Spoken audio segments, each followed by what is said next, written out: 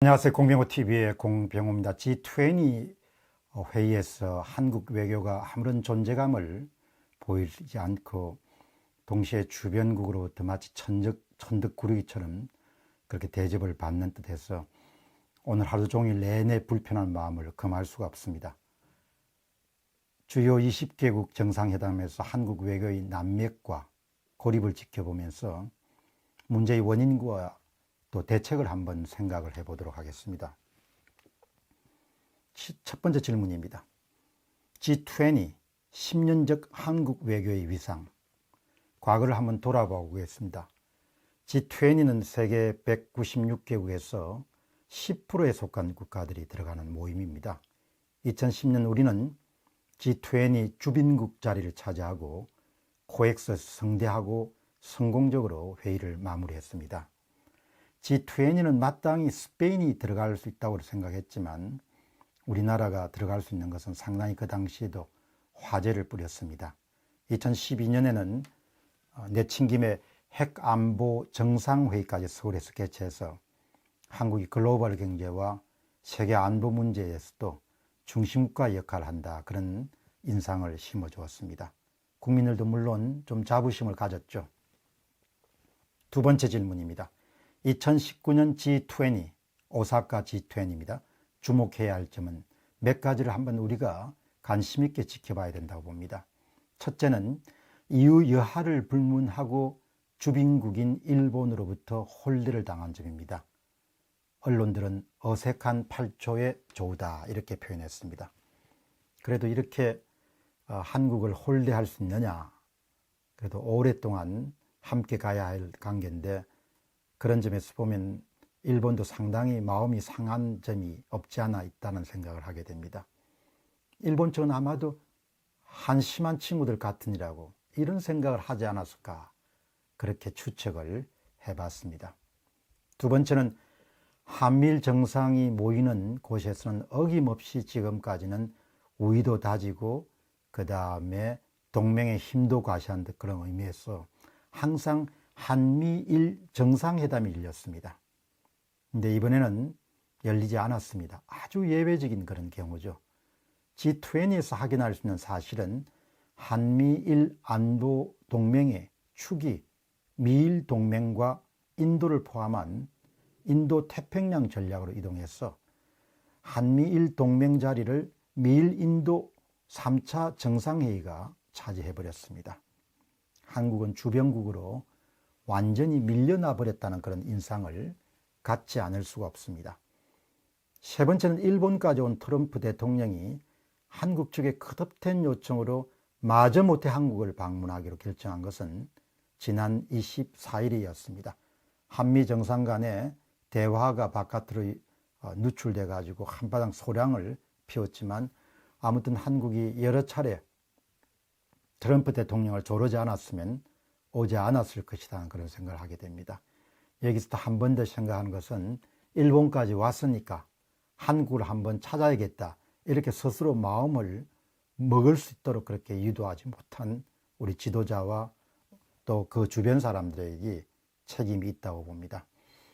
4월 26일 날 미국 워싱턴을 방문한 아베 수상과 미일 정상회담 중에 나온 이야기가 얼마 전에 한 일간지에서 보도가 됐습니다.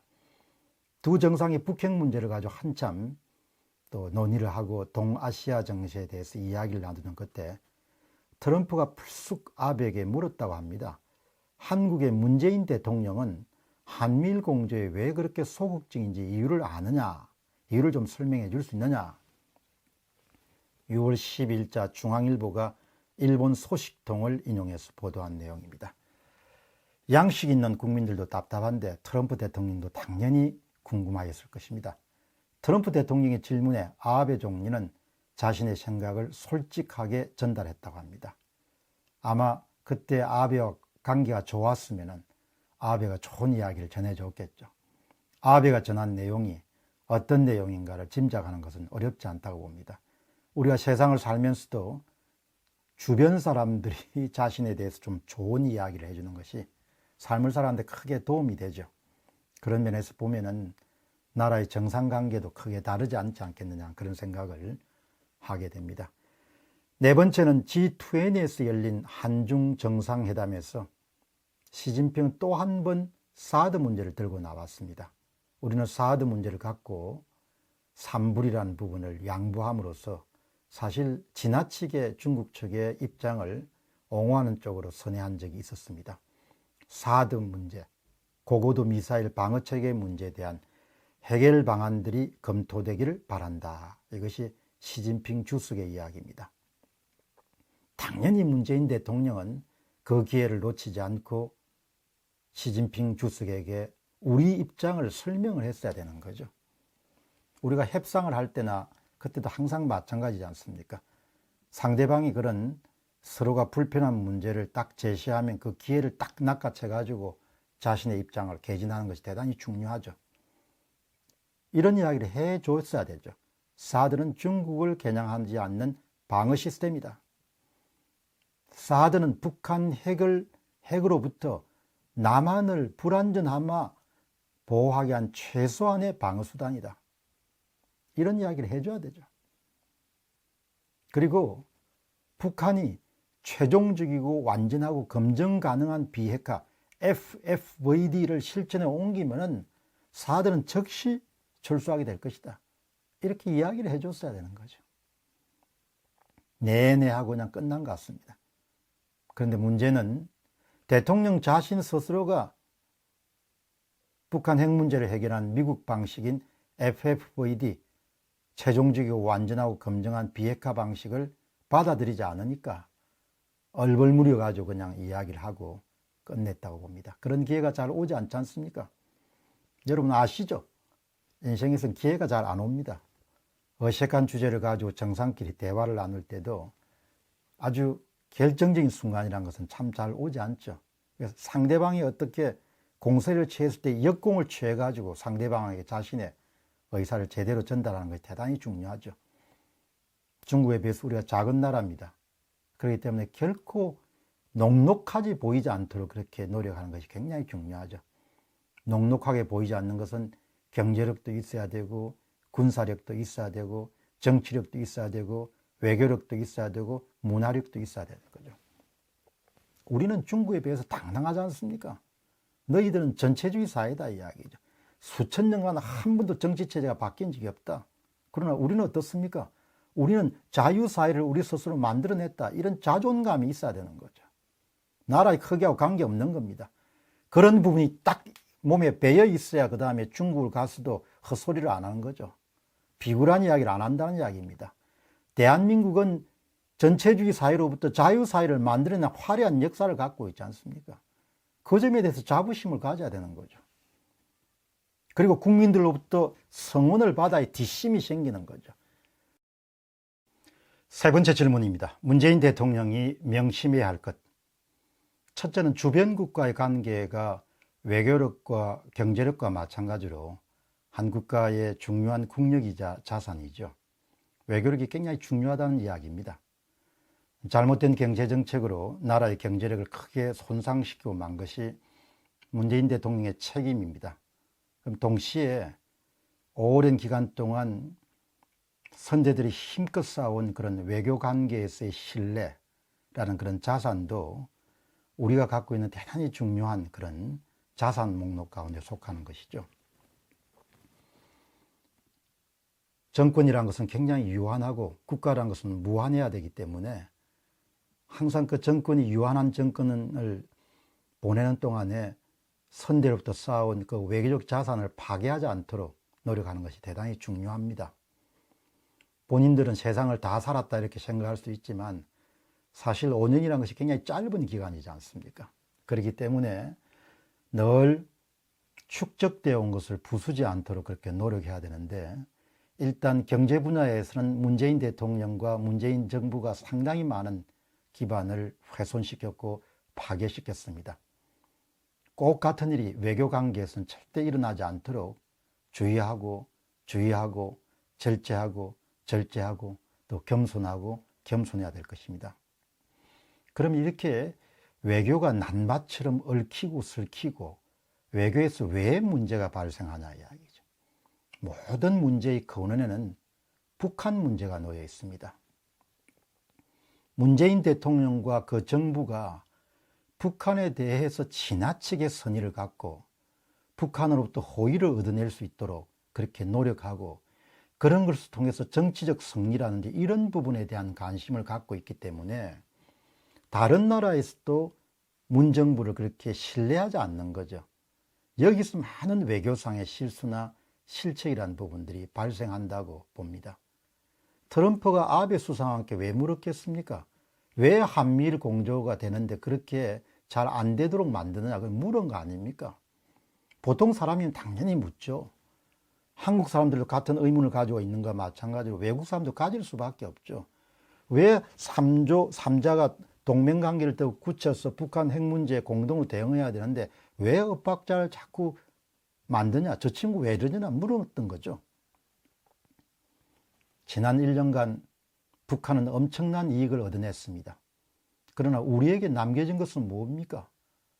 남북 군사 합의를 통해 가지고 한국의 보안 능력이라는 게 상당 부분 저하가 됐고, 한미동맹은 엄청나게 삐걱거리게 됐고, 한미연합훈련은 중단됐습니다. 아무도 이런 부분에 책임을 느끼지 않죠. 국민들은 생업의 현장에 뛰기 때문에 이것저것 신경 쓸 겨를이 없습니다. 그러나 지난해 4월달에 판문적 정상회담을 통해 가지고 내일 아침이면 바로 평화가 오는 것처럼 난리법석을 떼어서 그 결과 대한민국이 얻은 게 뭐가 있냐 이야기예요. 뭘 얻었습니까? 저게 장단에 놀아난 것밖에 없었죠. 인생을 사는 길이나 국가를 이끄는 길이나 원칙이나 철학이 없이 끌려다니면은 항상 당할 수밖에 없는 거죠. 중국이 지금 대한민국을 어떻게 보겠습니까? 저 친구들은 좀 강하게 압박하거나 무엇을 요구하면 반드시 우리 뜻을 관철시킬 수 있다. 이런 빌미를 이번 정부 들어서 얼마나 많이 제공했습니까? 그런 잘못된 선입견을 심어주면 그걸 고치기 얼마나 힘들겠냐 이야기죠.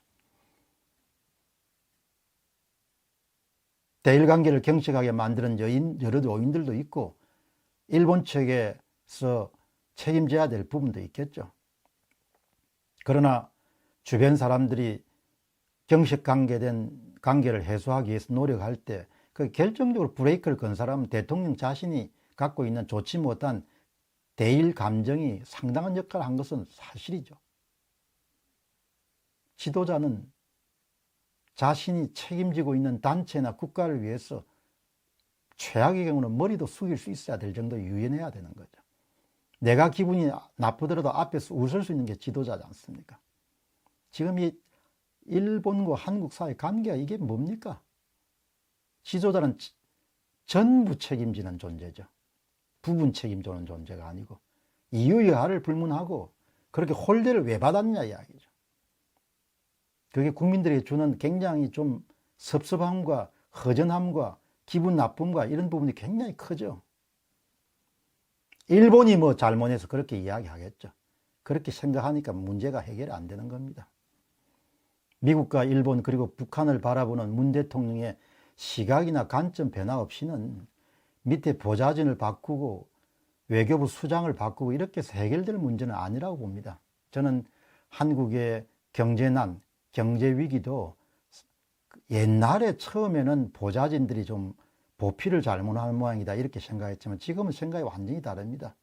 지금 한국의 경제난은 문 대통령이 갖고 있는 경제 철학의 문제고 또 마찬가지 맥락으로 한국의 지금 외교가 남마처럼 꼬이고 주변 국가들로부터 마치 동네 축구공처럼 이리 차이고 저리 차이고 하는 중요한 이유도 문 대통령이 갖고 있는 주변 국가에 대한 인식, 역사관, 관점 같은 것이 굉장히 중요하죠.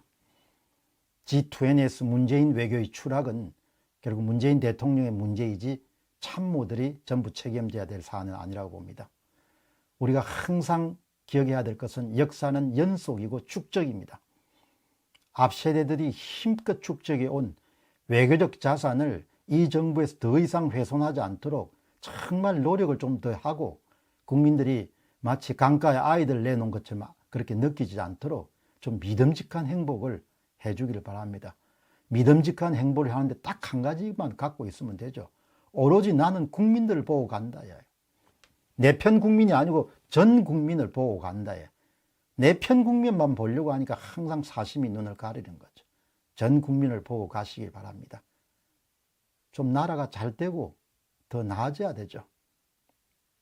공병호TV의 공병호였습니다. 감사합니다.